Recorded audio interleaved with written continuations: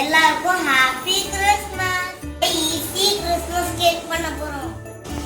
இது இது மில்க், இது மில்க் பட்டர், மில்டட் பட்டர்,